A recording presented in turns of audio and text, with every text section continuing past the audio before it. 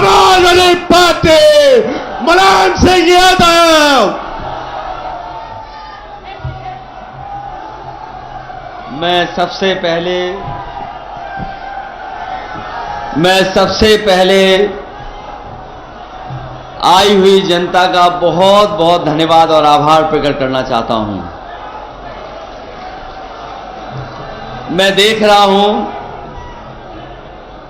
कि पहले चरण से ही,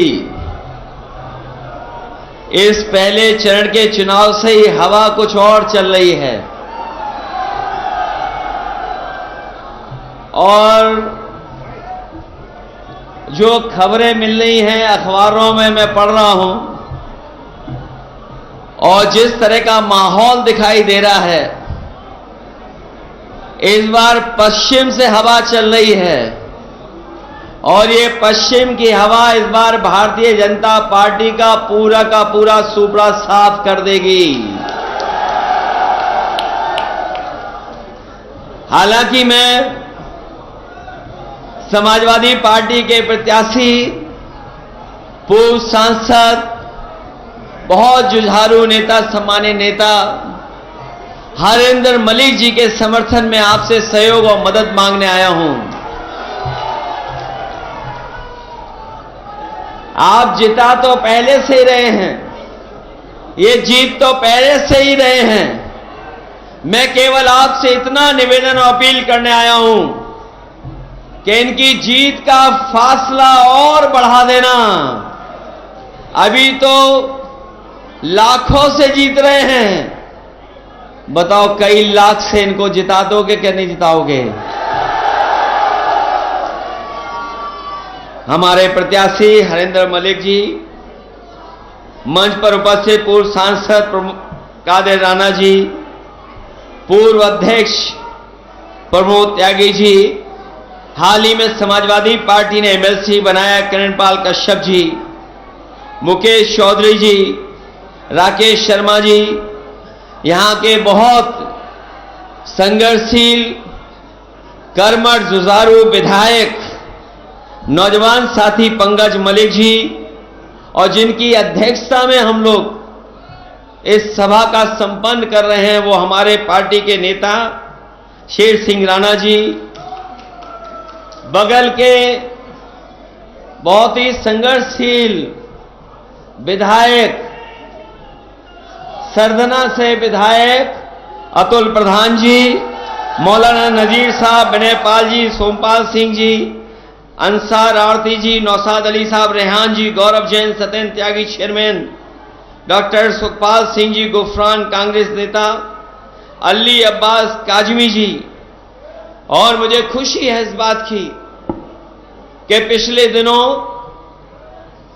हमसे दूर हुए बहुत बड़े नेता, जो राज्यसभा में भी सांसद रहे, जिनका हमें परिचय नहीं बताना है, आपके बीच के हैं, न केवल उत्तर प्रदेश बल्कि देश में समय समय पर अपनी कलम से, अपनी आवाज से बात को पहुंचाते हैं। ऐसे शाहिद सिद्दीकी साहब भी आज समाजवादी पार्टी के सहयोग और समर्थन में आ गए हैं। मैं उनका और उनके साथ जितने भी साथी आज समाजवादी पार्टी में शामिल हो रहे हैं, मैं उनका बहुत बहुत धन्यवाद और आभार प्रकट करता हूं। साथ ही साथ माजिद सिद्दीकी जो बहुजन समाज पार्टी से छोड़ करके आए हैं, माजिद सिद्दीकी साहब जो बहुजन समाज पार्टी को छोड़ करके आए, इनके तमाम साथी जो आज समाजवादी पार्टी में शामिल हुए, मैं उनका भी धन्यवाद और आभार प्रकट करता हूं।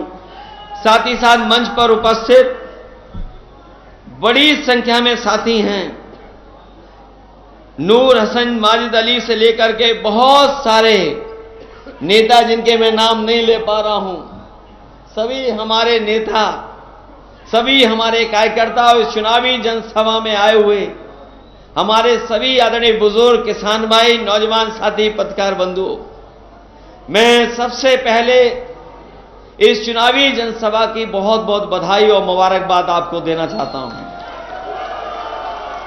मुझे खुशी है इस बात की कि इस बार का जो विशेष चुनाव होने जा रहा है, इस चुनाव का माहौल ही अलग हो गया है और इस बार सब सीमाएं टूट गई हैं। कोई वर्ग नहीं बचा जो साथ देने के लिए न खड़ा हो गया हो। आज हर वर्ग के लोग भारतीय जनता पार्टी के खिलाफ समाजवादी पार्टी और इंडिया गठबंधन के साथ खड़े होकर के कंधे से कंधे मिलाकर के उनके प्रत्याशी को जिताना चाहते हैं। मैं यहां पर जहां समाजवादी पार्टी के प्रत्याशी के लिए आपसे मदद मांगने आया हूं, वहीं ये इंडिया गठबंधन के लिए भी आपसे मैं सहयोग मांग रहा हूं।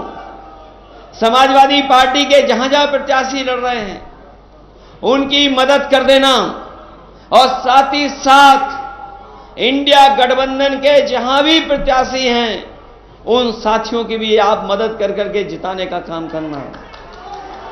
मैं मुजफ्फरनगर के अपने सभी मतदाताओं का विशेष धन्यवाद देना चाहता हूं, और उन मतदाताओं का भी विशेष धन्यवाद दूंगा कि जिन्होंने पिछले गठबंधन को, जो विधानसभा का चुनाव था 2022 का, उस 22 के चुनाव में सब कुछ भुला करके उस समय के गठबंधन को आपने ऐतिहासिक वोट देकर के सबसे ज्यादा सीटें जिता करके भेजा है।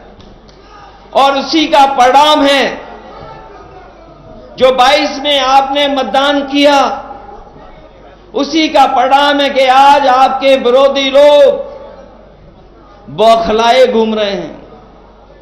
इतना बौखलाए हुए हैं कि सुनने में आ रहा है कि जो दिल्ली वाले नेता हैं उन्होंने अपने पोस्टर से सबका नाम गायब कर दिया, सबकी फोटो गायब कर दी। अगर मुजफ्फरनगर में कोई बीजेपी के प्रचार का पोस्टर लगा होगा तो उसमें प्रत्याशी का पोस्टर नहीं होगा। आप पता कर लें, प्रत्याशी का तो पोस्टर से पहले ही नाम गायब हो गया, फोटो गायब है। और जिस समय वोट पड़ेंगे बीजेपी भी उत्तर प्रदेश से गायब हो जाएगी। वैसे तो हरिंदर मलिक जी आपके बीच के हैं, यहीं पढ़े लिखे बढ़े और दुख दर्द से लेकर के हर तकलीफ परेशानी में आपके साथ रहे। लेकिन बहुत सारे साथी ये नहीं जानते होंगे हरेंद्र का मतलब हिंदी में शिव भी होता है। जो लोग हिंदी को जानते होंगे वो जानते होंगे कि हरेंद्र का मतलब हिंदी में शिव भी होता है। और इस बार आप जिताओगे तो आपका एक एक कष्ट और परेशानी को दूर करने का काम यही समाजवादी पार्टी के प्रत्याशी करने काम करेंगे।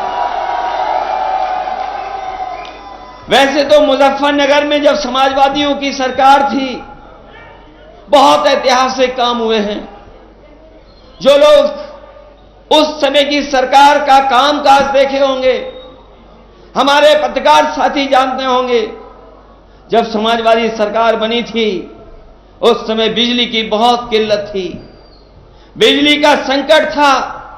लेकिन मैं खुशी के साथ ये बताना चाहता हूं, आज जो 24 घंटे बिजली मिल रही है वो किसी और के कारण नहीं मिल रही है, वो समाजवादी पार्टी का काम था कि तहसील से लेकर के नगर पालिका से लेकर के टाउन एरिया में अगर हमें सब स्टेशन बदलने पड़े थे, सब स्टेशन बनाने पड़े थे, और सबसे पहले काम अगर बिजली का फीडर सेपरेशन का कहीं हुआ था तो आपके मुजफ्फरनगर में हुआ था। समाजवादी पार्टी ने फीडर को अलग कर करके आपकी बिजली का इंतजाम को बढ़ाने का काम किया था।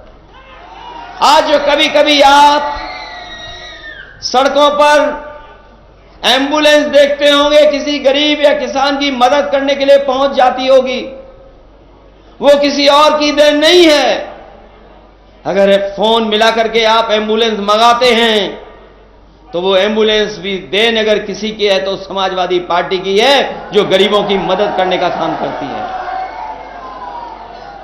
ये 100 नंबर जो पुलिस के लिए बनाया गया था, बीजेपी वाले जाने या ना जाने, लेकिन एक एक पुलिस वाले से आप पूछ लेना, पता कर लेना, जानकारी कर लेना। पहले पुलिस के पास गाड़ी नहीं होती थी, और अगर गाड़ी होती थी तो थाने में गाड़ी चलाने के लिए डीजल पेट्रोल नहीं मिलता था। जो गरीब तकलीफ परेशानी में आता था, उस परेशानी और तकलीफ भरा हुआ इंसान जब पहुंचता था, ये थाने के लोग उससे डीजल और पेट्रोल भराते थे, तब गाड़ी जाती के चलती थी। लेकिन समाजवादी पार्टी ने उस व्यवस्था को बदल करके पुलिस को 100 नंबर दिया और ऐसा इंतजाम किया कि अगर गांव में भी कोई झगड़ा हो जाए, तकलीफ परेशानी हो जाए, तो फोन करने पर आपकी पुलिस मदद करने के लिए पहुंच जाती थी। ये 100 नंबर बीजेपी के लोगों ने 112 कर दिया। गाड़ी नहीं बढ़ाई, 100 नंबर का 112 कर दिया। और हमारी पुलिस इतनी समझदार है, उसे लगा कि उसका जो टैक्स लगता है वो बढ़ाना होना चाहिए। 100 से 112 हुआ, पुलिस ने भी अपनी वसूली बढ़ा दी। बताओ बढ़ा दी कि नहीं बढ़ा दी? उन्हें लगा कि सरकार ने 100 से 112 किया है, इसका मतलब वो भी वसूली बढ़ा लें। और हमें दुख होता है कि जिस पुलिस के ऊपर सबसे ज्यादा जिम्मेदारी है, जनता को सबसे ज्यादा भरोसा है, उसके लिए सबसे बेहतर जो इंतजाम किया था, उस इंतजाम को खत्म कर दिया। इन्होंने गाड़ी नहीं बढ़ाई, न गाड़ियां बढ़ाई, न गाड़ियों को बढ़ाने का इंतजाम किया। जो समाजवादी सरकार में चल रही थी वही गाड़ियां चल रही हैं। जब कभी केवल टायर बदल देते हैं, उसके अलावा कोई दूसरा काम इस सरकार ने नहीं किया है। और यहां पर जो नौजवान बैठे हैं, आगे से लेकर के पीछे तक, जो समाजवादी सरकार में लैपटॉप मिला था, बताओ अभी भी चल रहा है कि नहीं चल रहा है? जहां कहीं भी जिस घर में मिला होगा वो लैपटॉप चल रहा होगा। और जब कभी भी उसको चलाते होंगे तो उसमें नेताजी और हम ही लोग दिखाई देते होंगे, दूसरा कोई दिखाई नहीं देता। हमारे उत्तर प्रदेश के मुख्यमंत्री जी ने, बीजेपी के लोगों ने उसकी भी नकल कर ली। हम लोग बड़ा लैपटॉप देते थे, इन्होंने छोटा सा दे दिया और उसमें उंगली चलाते रहो, चला तो चला, नहीं तो नहीं चला। बताओ समाजवादियों का दिया लैपटॉप आज भी चल रहा है कि नहीं चल रहा है? जिन साथियों ने अभी अखबार पढ़ा होगा कि देश के प्रधानमंत्री दुनिया के सबसे बड़े उद्योगपति जो सॉफ्टवेयर कंप्यूटर के बारे में जानकारी और कंपनी चलाते उससे मिले थे, और बातचीत के दौरान जो बात हो रही थी, जो अखबार और टीवी में भी चली, उन्होंने कहा कि भारत को जो डिजिटल डिवाइड है उसको दूर करने के लिए कोई काम करना चाहिए। मुझे खुशी है इस बात की कि समाजवादियों ने लैपटॉप गरीब परिवार के बच्चों को देकर के उस डिजिटल डिवाइड को 7 साल पहले ही खत्म करने की कोशिश की थी। और इस बार जो चुनाव होने जा रहा है, जो मदद करोगे आप, हम लोगों ने तय कर लिया है। आपको जो राशन देना है, खराब वाला राशन नहीं।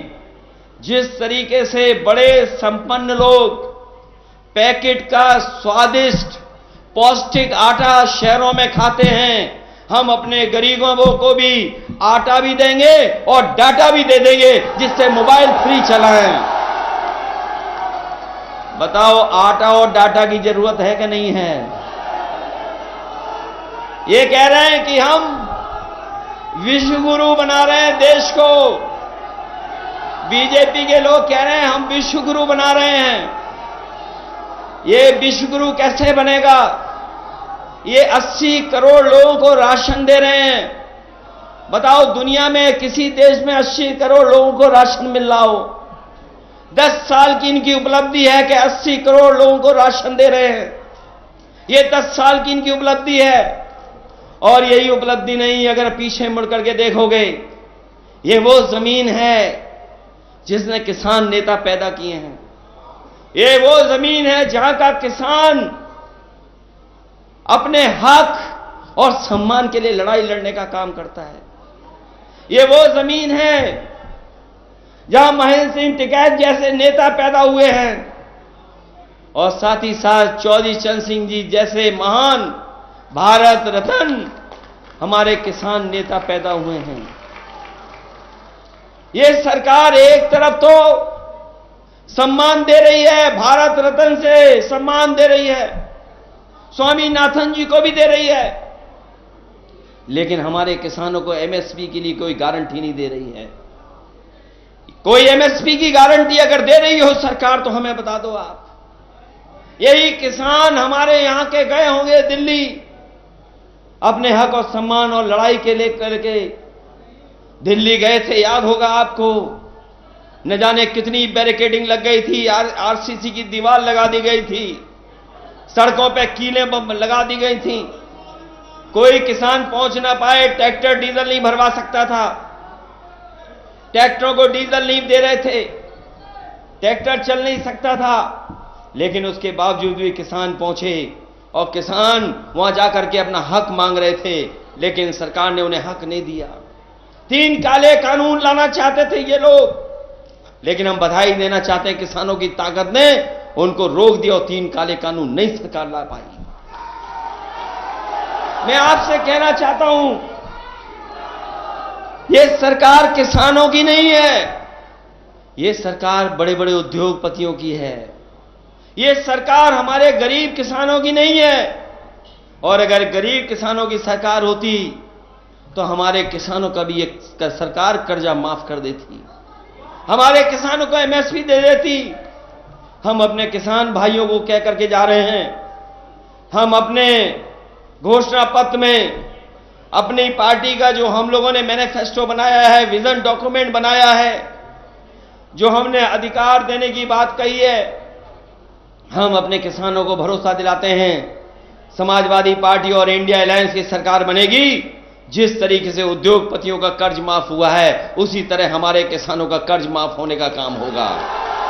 और हम तो बीजेपी के लोगों से पूछते हैं कि बीजेपी के लोगों ये बताओ, 10 साल में लगभग 1 लाख किसान ने आत्महत्या की है। जो हमारे पढ़े लिखे नौजवान हैं, जो मोबाइल चलाते होंगे, गूगल से देख लेते होंगे, वो जाकर के देखें कि जब से बीजेपी की 10 साल की सरकार आई है पूरे देश में कम से कम 1 लाख किसानों ने आत्महत्या की है। जो आत्महत्या की किसानों ने कोई मदद सरकार ने नहीं की। जो हमारे किसान हजारों की संख्या में 3 काले कानून के खिलाफ लड़े, शहीद हो गए, उनकी कोई मदद सरकार ने नहीं की। ये केवल उद्योगपतियों की मदद करते हैं। तब हम ये कहना चाहते हैं कि अगर ये उद्योगपतियों का 15 लाख करोड़ रुपया माफ कर सकते हैं तो हमारे किसानों का 2 लाख करोड़ कर्ज माफ क्यों नहीं करना चाहती सरकार। इसलिए हम आपसे अपील करना चाहते हैं, और आपने सरकार का काम करने का तरीका तो देख लिया होगा। ये जो सरकार नारा दे रही है 400 पार, इन्हें पता नहीं है मुजफ्फरनगर, कैराना, मेरठ, बिजनौर, नगीना, सहारनपुर नारा लग रहा है 400 हार, 400 पार नहीं। इस बार 400 पार नहीं, 400 हार। और सोचिए, जिस सरकार के खिलाफ किसान खड़ा हो जाए और जिस सरकार के खिलाफ नौजवान खड़ा हो जाए, बताओ वो सरकार निपट जाएगी कि नहीं निपट जाएगी।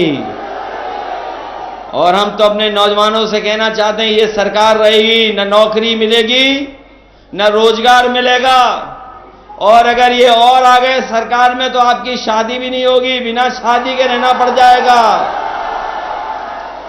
बताओ, आंकड़े पढ़ लिए कि 80% नौजवान बिना नौकरी का है, बिना रोजगार के है। बताओ, जब नौजवान बिना नौकरी बिना रोजगार के होगा तो उसकी शादी कहां से होगी। ये बीजेपी वाले नहीं चाहते हैं कि हमारे नौजवान, उनका भविष्य बेहतर हो, उनके सपने पूरे हों। अभी देखा आपने, जो भी परीक्षा हुई सब में पेपर लीक हो गए। केवल एक परीक्षा का पेपर लीक नहीं हुआ है, जितनी भी परीक्षा हुई हैं सबके पेपर लीक हो गए। बताओ, लीक हुए पेपर के नहीं हुए? और जो पढ़े लिखे नौजवान हैं जो परीक्षा के लिए गए होंगे, वो जानते होंगे कि जितनी भी उत्तर प्रदेश की परीक्षा हुई सबके पेपर लीक हो गए। और हाल में अभी जब पुलिस की भर्ती के लिए परीक्षा हुई थी, इस सरकार ने कहा कि हमने पुलिस का इंतजाम किया है, हमने पुलिस का इंतजाम किया है, बेहतर पुलिस लगाई है, सिक्योरिटी की है, सुरक्षा ऐसी की है कि पेपर लीक नहीं होगा, सब परीक्षा हो जाएगी। बताओ, जब परीक्षा देने गया नौजवान, अपने भविष्य को बनाने के लिए गया, परीक्षा का पेपर लीक हो गया। बताओ, लीक हुआ कि नहीं हुआ पेपर लीक? और पेपर लीक के कारण, नौकरी न मिलने के कारण कई नौजवानों ने आत्महत्या कर ली। एक नौजवान हमारे यहां का है, कन्नौज का, पाल बिरादरी का, उसने कहा कि जिस डिग्री से हमें नौकरी नहीं मिल सकती, उस डिग्री का क्या फायदा। उसने अपने मां बाप के लिए चिट्ठी लिखी और डिग्री जला करके आत्महत्या कर ली। बताओ, सरकार ने कोई उस परिवार की मदद की हो तो बता दो। जब मैं यहां मुजफ्फरनगर में एक कार्यक्रम में आया था, शादी में, मैंने बड़ी संख्या में छात्र नौजवानों को देखा कि वो तख्ती लेकर के खड़े हैं कि ये जो परीक्षा का पेपर लीक हुआ है, इसका दोबारा परीक्षा हो, परीक्षा कैंसिल हो। सरकार को मजबूरी में पेपर कैंसिल करना पड़ गया। इसलिए मैं सरकार को कहना चाहता हूं, नौजवानों, आप भी याद रखना, इस सरकार के खिलाफ किसान भी है, नौजवान भी है। और मैंने कई मौकों पर कहा, फिर कहता हूं, और बीजेपी के पास इसका जवाब हो तो बता दें, अगर 60 लाख बच्चे जो परीक्षा नहीं दे पाए, उनके परिवार के अगर केवल हम मां बाप को गिन लें तो 60 लाख गुणा 3, जो 3 वोट हैं एक परिवार में, तो 1 करोड़ 80 लाख हुए। और 1 करोड़ 80 लाख को अगर हम 80 लोकसभा से भाग दे देंगे तो बताओ, हर लोकसभा में 2,25,000 वोट कम हो गया कि नहीं हो गया? बताओ, इनके पास इन 2,25,000 वोट को बढ़ाने के लिए कोई है कार्यक्रम के नहीं है? हर तरफ नाराजगी दिखाई दे रही है। इसीलिए इन्होंने जो पोस्टर बनवाए हैं, उसमें पोस्टरों में प्रत्याशियों का चेहरा नहीं रखा है, उन्हें गायब कर दिया है। और जो अकेला पोस्टर है, अकेली फोटो है, जिस दिन मुजफ्फरनगर वाले वोट डालेंगे वो पोस्टर से गायब हो जाएंगे, वो दिखाई नहीं देंगे। पहले जुमला लेके आए थे, अब गारंटी लेके आ गए हैं। अगर जुमला और गारंटी भाई भाई हैं, तो जुमले भाई से गारंटी 10 साल बड़े भाई हैं। है 10 साल बड़ी गारंटी के नहीं है? और याद कीजिए, बीमारी भगाने के लिए इन्होंने ताली और थाली बजवाई थी। ये गारंटी नहीं है, ये घंटी है इनकी। और अगर ये गारंटी है तो इन्होंने तो कहा था हमने किसानों की आय दोगुनी कर दी। बताओ, किसानों की आय दोगुनी हो तो बता दो हमें। इन्होंने कहा कि 2 करोड़ नौजवानों को हर साल नौकरी देंगे। बताओ, 2 करोड़ नौकरी मिल गई किसी नौजवान को? और हमारे गरीबों के यहां बिजली का मीटर लगा दिया कि नहीं लगा दिया? सर, ट्यूबवेल पर लग गया मीटर कि नहीं लग गया? और कभी कभी नौजवानों से मैं कहूंगा, बीजेपी एक नेता आए थे बहुत नंबर 2 वाले, नंबर 1 पे दूसरे, नंबर 2 पे दूसरे नेता हैं, 2 नंबर पे जो नेता हैं 2 नंबरी नेता, क्या कह के गए थे आपसे कि हम बिजली माफ कर देंगे। बताओ, बिजली माफ हो गई आपकी क्या? और ये बिजली माफ भी कैसे करेंगे? मैं आपसे कह करके जा रहा हूं, और बीजेपी वाले बताएं और हमारे पत्रकार साथी सही कर दें अगर हम गलत बोल रहे हो तो। उत्तर प्रदेश में पिछले 10 साल से एक भी बिजली का कारखाना नहीं लगाया है।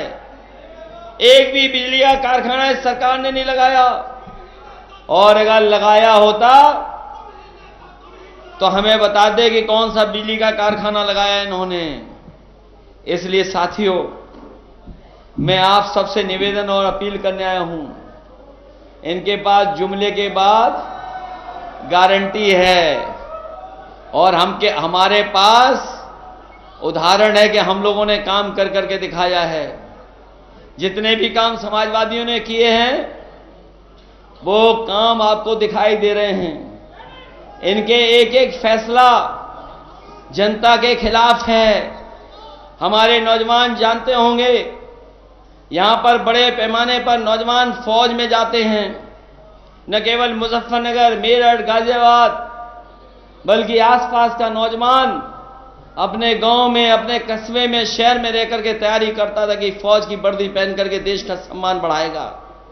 ये सरकार के लोग आए और इन्होंने एक ही दिन में कानून बदल दिया कि आने वाले समय में कोई पक्की नौकरी नहीं मिलेगी, और फौज की नौकरी को 4 साल में बदल दिया। बताओ, 4 साल में बदल दिया कि नहीं बदल दिया? और नौजवान मजबूरी में जा रहा है, नौजवान मजबूरी में जा रहा है अग्निवीर भर्ती में, कोई खुशी खुशी नहीं जा रहा है। ये सरकार नौजवानों की गरीबी का लाभ उठा रही है और उन्हें अब अग्निवीर में भर्ती करने का एक कार्यक्रम चला रही है। हम अपने नौजवानों से कहना चाहते हैं कि ये अग्निवीर जैसी व्यवस्था हम लोग कभी स्वीकार नहीं कर सकते हैं। जब भी इंडिया अलायंस बनेगा, सरकार बनाएगा, तो अग्निवीर व्यवस्था हमेशा हमेशा के लिए खत्म हो जाएगी। जैसे पहले भर्ती होती थी वैसे ही भर्ती करने का काम करेंगे। मैं तो कभी कभी अपने खाकी वर्दी पहने हुए भाइयों की तरफ देखता हूं और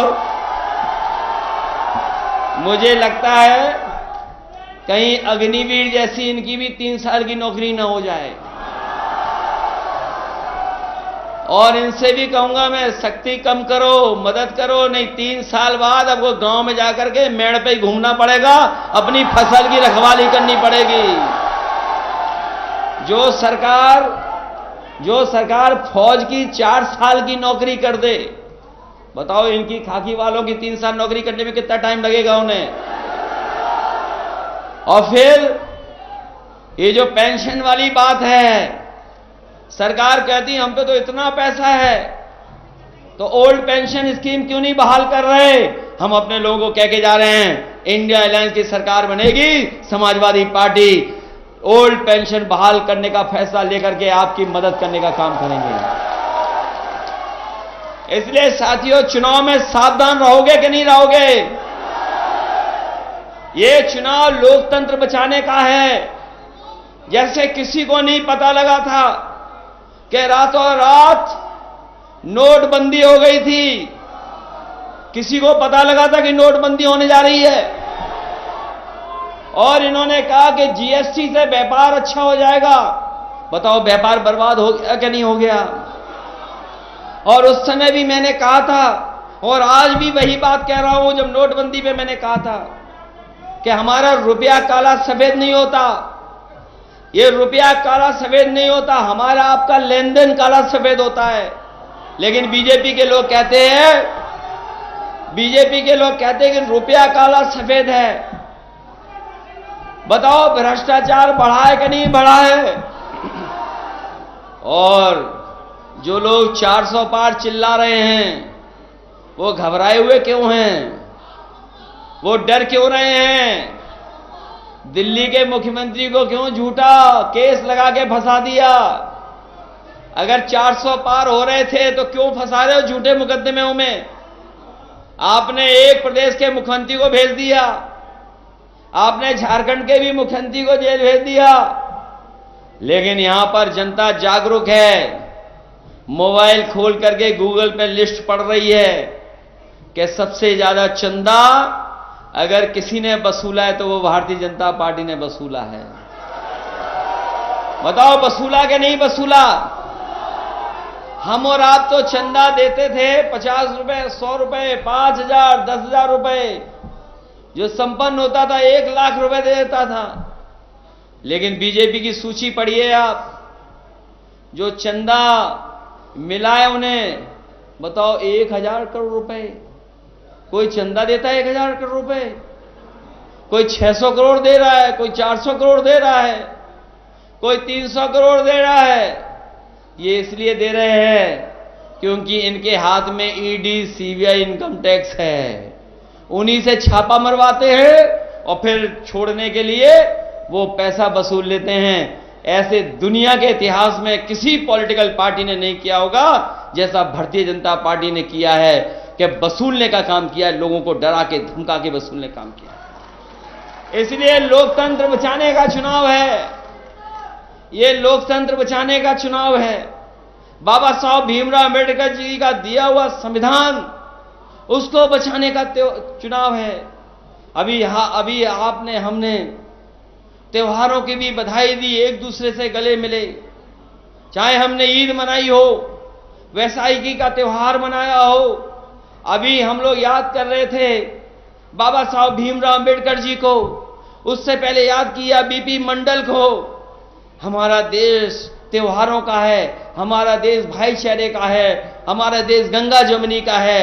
ये भारतीय जनता पार्टी के लोग इस देश को, अपना भाईचारा को खत्म करने का साजिश कर रहे हैं। इसलिए जहां लोकतंत्र को बचाना है, संविधान बचाना है, वहीं हमारे देश की जो संस्कृति रही है मिली जुली, आपस में मिलजुल करके रहने की, उसको बचाने का भी चुनाव है। इसलिए आप लोग मदद करना, सहयोग करना और एक एक वोट साइकिल के निशान पर हरिंदर मलिक जी को जिता करके भेजना है। और हम आपका धन्यवाद देते हैं। हम लोगों ने दूर से भी अगर वोट मांगा होगा तो आप लोगों ने हमारी मदद करने का काम किया है। जब कभी हम लोग सरकार में होंगे, आपको हम भरोसा दिलाते हैं, चाहे सड़क, पुल, बिजली, दवाई से लेकर के किसी इंतजाम को हमें बढ़ चढ़ के करना पड़ेगा, तो अपने गरीबों की और किसानों की और अल्पसंख्यक भाइयों की मदद करने के लिए हम समाजवादी पार्टी के लोग आपके साथ खड़े दिखाई देंगे। इस चुनाव में आप अपना चुनाव समझ करके और आने वाली पीढ़ी के भविष्य का चुनाव समझ करके मदद करना, क्योंकि इस बार अगर हम लोग चूक गए तो हमारा लोकतंत्र नहीं बचेगा, ये हमारा संविधान नहीं बचेगा। और जिस तरह के सांसद लोग इनका कह रहे हैं कि हम संविधान बदलने के लिए 400 सीटें मांग रहे हैं, इनके चाहे दक्षिण के हों सांसद, चाहे राजस्थान के इनके नेता हों, चाहे उत्तर प्रदेश के नेता हों, वो कह रहे हैं कि हम 400 पार इसलिए कह रहे हैं क्योंकि हमें संविधान बदलना है। इसलिए अगर ये सीटें जीत गए तो हो सकता है न जाने किस दिशा में ले जाए इस चुनाव को। न केवल ये संविधान बदलेंगे बल्कि नौजवानों को नौकरी नहीं देंगे, आरक्षण खत्म कर देंगे और आरक्षण के साथ साथ ये हमारे भविष्य को अंधकार में डाल देंगे और वोट का अधिकार भी छीनने का काम करेंगे। जिस वोट का अधिकार हमारे बाबा साहब भीमराव अम्बेडकर जी ने दिया है, उसको अधिकार को ये छीनने जा रहे हैं। इसलिए आप लोग अपने गांव में ज्यादा से ज्यादा वोट डाल देना, पहले से ज्यादा दे देना। और इस बार तो अलग माहौल है, हर वर्ग के लोग आपका समर्थन कर रहे हैं। और ऐसे वर्ग जो कभी कभी दूरी से रखते थे, लेकिन सबने आकर के इस बार समाजवादी पार्टी का सहयोग किया है, मदद किया है। और जिस तरह से हमारे क्षत्रिय भाई लोग अपमानित महसूस कर रहे हैं बीजेपी से, और गुजरात से लेकर के उत्तर प्रदेश और राजस्थान में उन्होंने मन बनाया है कि इस बार भारतीय जनता पार्टी का सुपड़ा साफ कर देंगे, इनका पता नहीं लगेगा। इसलिए जब मतदान करने जाओ तो सावधान भी रहना, लेकिन इनके सामने झुकना नहीं, अपना वोट एक एक डाल देना। यही निवेदन, यही अपील करने आए। मुझे पूरी उम्मीद है कि इस बार हरिंदर मलिक जी जीत करके लोकसभा में पहुंचेंगे और आपकी दुख, परेशानी और संकट को दूर करने का काम करेंगे। आप सबको बहुत बहुत बधाई, साथ ही में पंकज को भी बहुत बधाई और जितने हमारे नेता हैं इन सब का बहुत बहुत आभार प्रकट करता हूं। एक बार फिर शाहिद सिद्दीकी जी को और मुजाहिद को सिद्दीकी को मैं बहुत बहुत धन्यवाद देता हूं कि इनके कई साथी समाजवादी पार्टी में आए हैं जो हमारा सहयोग और मदद कर रहे हैं। बहुत बहुत धन्यवाद, बहुत बहुत आभार प्रकट करता हूं।